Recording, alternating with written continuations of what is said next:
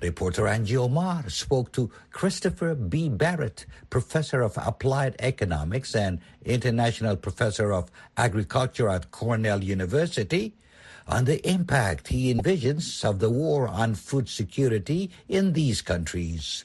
The Russian invasion is impacting people well outside the borders of Ukraine because of its impact on food markets. The mechanisms run essentially through food prices. And let me try to summarize really briefly how this works. And the food price increases, just like the food price increases in 2008-9 or in 2011-12, will cause significant human suffering in places that rely on importing cereals from these countries.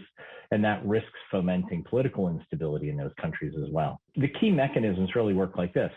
The big thing is wheat prices, because Russia and Ukraine are both major wheat exporters. And as you highlighted, countries in the region are significant importers of wheat from Russia and Ukraine.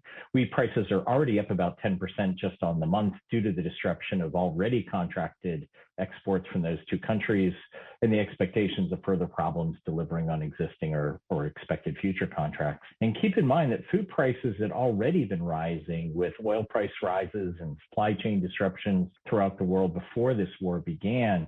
Year on year, wheat prices are up 25 to 40% globally. The sanctions on Russia and disruption of the pipeline that runs from Russia through Ukraine to Europe is almost certainly going to keep driving oil prices higher. Like wheat, oil prices are up by about 10% just over the last month and 50 to 60% year on year. The disruptions come at a time when global crop prices have already soared to record levels. Could the rise in wheat price result in social unrest if Arab countries resorted to stop subsidizing bread prices? Yeah, so there are really two different policy domains that matter here to preventing social unrest in Arab or African countries. The first are the policies in those countries themselves.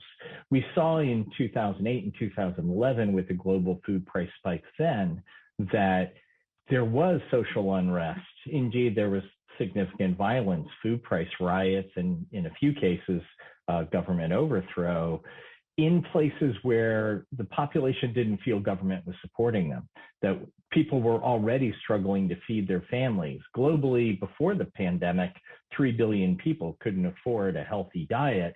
That number has been driven up by hundreds of millions by the COVID pandemic.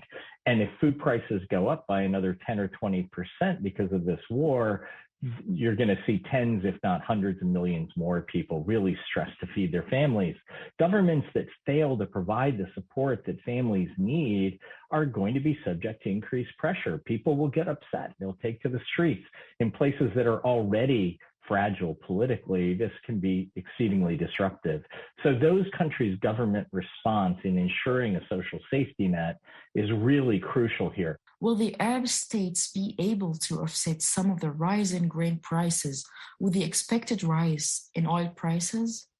Some will. So countries like Egypt, there's rough equivalence between their oil exports and their grain imports. So if price rises for the two are roughly equivalent, then those should net out that there would be increased revenues flowing into Egypt from hydrocarbons exports that it could channel to support keeping food prices stable for its population. Whether it does that or not is a different question. That was Christopher B. Barrett, professor of applied economics and international professor of agriculture at Cornell University, speaking with reporter Angie Omar.